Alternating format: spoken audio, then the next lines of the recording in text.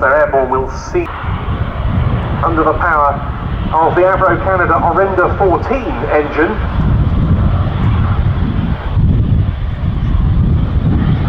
Is the Canadair CL-13B Sabre Mark 6.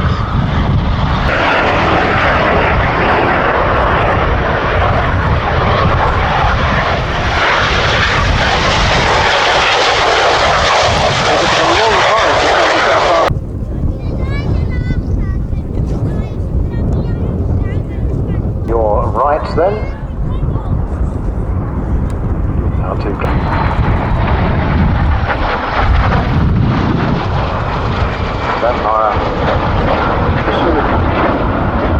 find a Sabre.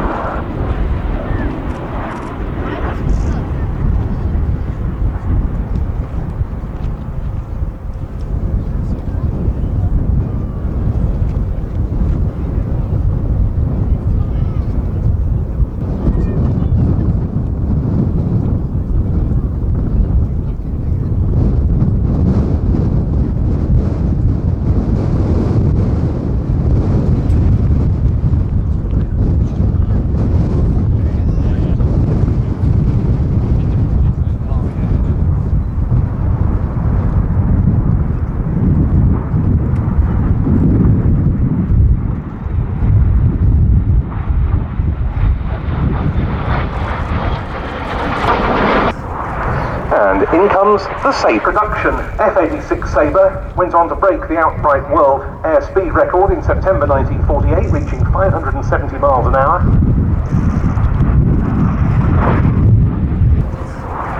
And in comes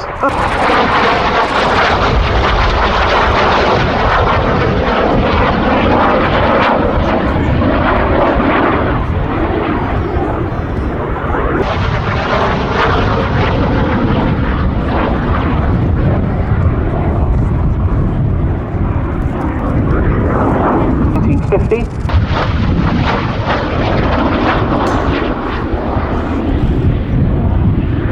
And the Sabre went on to play a very important role in the air combats of the Korean conflict. The first combat between swept-wing jets was between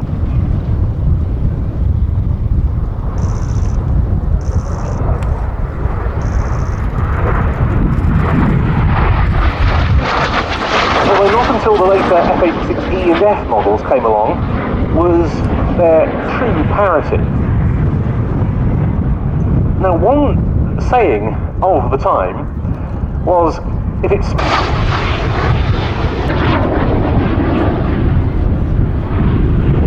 It's actually a smoke generator, because this is a Canadair Sabre, as I mentioned, with the Avro Canada Orenda engine, and one of the key differences, apart from this being a far more modern engine than those that powered the early American-built Sabres, is the fact that it doesn't chuck out such a nasty trail of black smoke.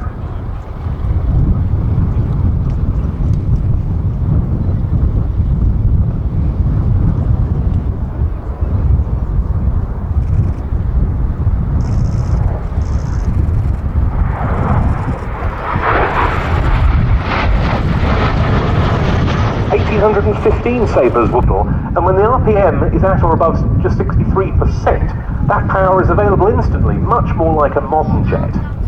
Plus, the Mark 6 that we see here has a slatted wing, which gives better low-speed handling characteristics, and the all-flying tail, which means the horizontal ex-West German Luftwaffe aeroplane.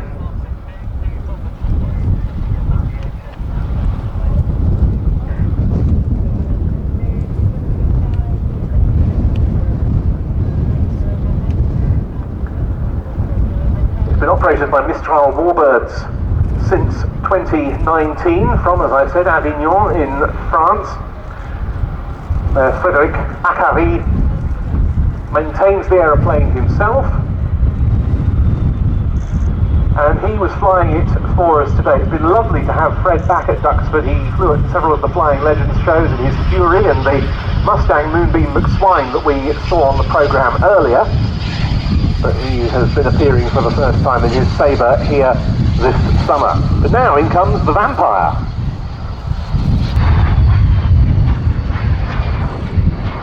We go go back here to a slightly earlier generation of jet, and one where the layout of the airframe was very much dictated by the engine technology developed by Frank Halford, long de Havilland's engine consultant, as the Halford H1, before it became another of de Havilland's own engine products as the Goblin.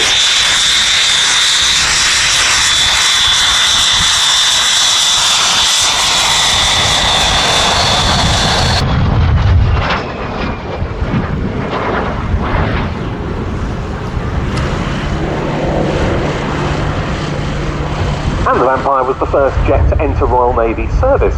Then fast forward a bit to July 1948, RAF Vampire F3s, stay in the museum here, was the first jet on which RAF pilots gained their wings, replacing the North American Harvard at the last stage of the flying training school syllabus.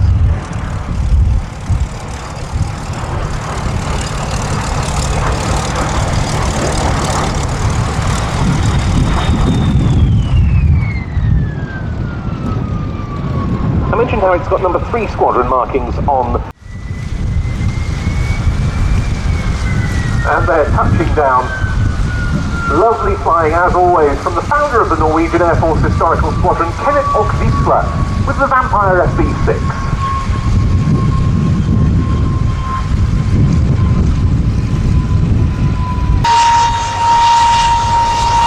And we're actually going to use some of our pyrotechnics to accompany some of the breaks in this routine, rather unusually, because we didn't have the opportunity to fire off some of the pyros earlier because they